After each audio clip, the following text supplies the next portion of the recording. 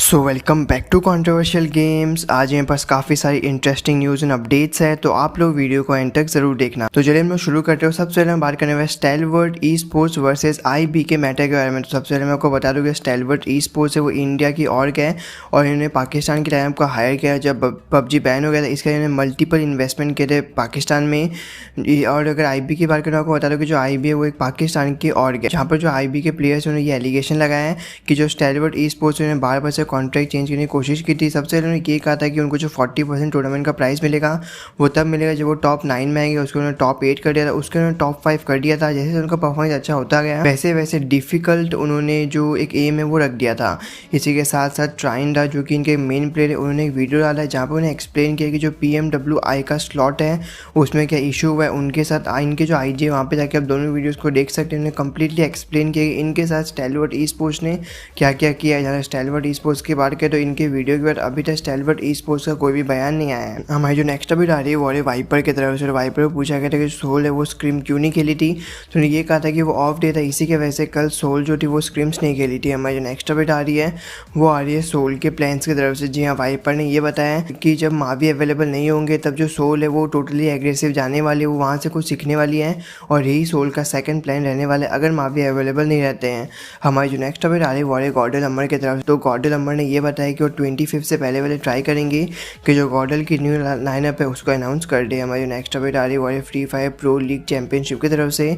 तो इसको total gaming की टीम ने जीत लिया है। हमारी नेक्स्ट अपडेट आ रही है वो है अल्फा क्लैशर की तरफ से। तो अल्फा क्लैशर जब लाइव स्ट्रीमिंग कर रहे थे तो उनके टीम मेट्स ने कहीं ना कहीं एक हिंट दे दिया था कि जो हाइड्रा के प्लेयर्स है वो एक न्यू बूट कैंप ढूंढ रहे हैं। उन्हें क्या कहा था वो आप लोग देख सकते हैं। बस खाली सभी लोग फिंगर्स क्रॉस्ड फॉर वेडनेसडे। आप रहोगे कहाँ और प्रॉपर्टी देखने कहाँ जा रहे हो? आपको पता है कितना टाइम लगेगा? आपको पता है? आपको हमें जो नेक्स्ट अपडेट आ रही है वो है जॉनथन की तरफ से।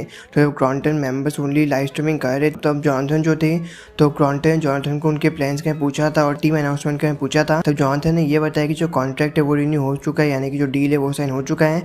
बट जॉनथन ने जिस तरीके से सैलरी की बात की थी उसी के समझ में आता है कि वो प्योरली एक ट्रोलिंग थी, वो मजाक में कह रहे थे और मुझे नहीं लगता कि उन्होंने वो TSM को फिर से ज्वाइन करने वाले हैं। इसी के साथ साथ क्रॉन्टन जब मेंबर्स ओनली स्ट्रीमिंग कर रहे थे तो उन्होंने ये बताया कि वो एक अंडरडॉग टीम को साइन करने वाले। और जो क्रॉन्टन ने ये भी कहा कि आज एक बहुत ही बड़ा दिन है क्योंकि आज शायद तक वो जो बूट कैंप होने वाले गॉडल का उसको फाइनलाइज कर लेंगे। इसी के साथ जो क्रॉन्टन थे जब TSM जो एक्स TSM की लाइनअप है उन्हें 22 किल्स थे विलेज स्पोर्ट्स के स्क्रीम्स पे, तो उन्होंने एक स्टोरी डाली थी जो उन्हें बाद में डिलीट कर दी थी। जो स्टोरी है वो आप लोग देख सकते हैं, जो कहीं ना कहीं बहुत ही बड़ी हिंट है कि जो एक्स TSM की लाइनअप है उसी को उन लोग हायर करने वाले हैं।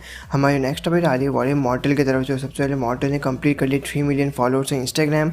इसी के साथ मॉडल ने शायद एक को रिकॉर्ड बनाया इन टर्म्स ऑफ रेवेन्यू, क्योंकि कल के स्ट्रीम में 2 बंदे थे जिसमें से एक बंदे ने मॉडल को 20 सुपर चैट किए थे 7K की और दूसरे बंदे ने 20 सुपर चैट किए थे $99 के, और बहुत ही बड़ा अमाउंट था। दरअसल दोनों एक दूसरे के कंपटीशन लगा रहे थे और एक मैसिव अमाउंट जो था वो मॉडल को कल की स्ट्रीम में मिला था। हमारी जो नेक्स्ट अपडेट आ रही है वो आ रही है स्कॉलरशिप की तरफ से। दरअसल एक आर्टिकल निकल के आया था भारत ई स्पोर्ट्स की तरफ से, जहाँ पर इन्हें ये बताया कि 30+ स्कॉलरशिप अवेलेबल है फॉर अंडरडॉग प्लेयर। जी हाँ, उन्होंने ये भी कहा कि उन्होंने इस पूरे आर्टिकल को वेरीफाई करके रखा। आर्टिकल का लिंक आपको डिस्क्रिप्शन में मिल जाएगा, तो आप जाके सारी डिटेल्स को पढ़ सकते हैं। हमारी जो नेक्स्ट अपडेट आ रही है वो है रैकल टॉस की तरफ से।